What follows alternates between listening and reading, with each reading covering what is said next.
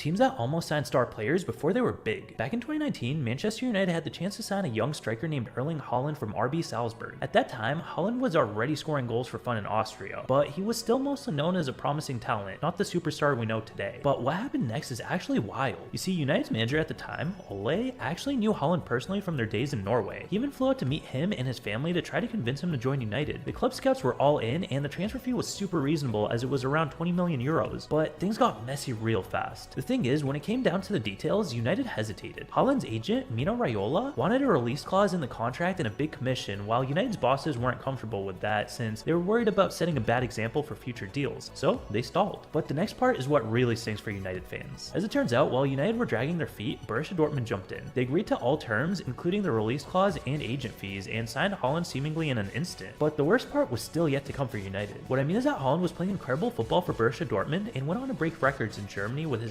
astonishing play, something that United could have used throughout the past few years for sure, especially this last season. And to make things even worse, Haaland eventually made a huge move to United's rivals, Manchester City, out of all teams, where once again he's been smashing goal records left and right, while really rubbing salt in the wounds of the United supporters. But I post videos like this one every single day. Follow if you want the algorithm show them to you.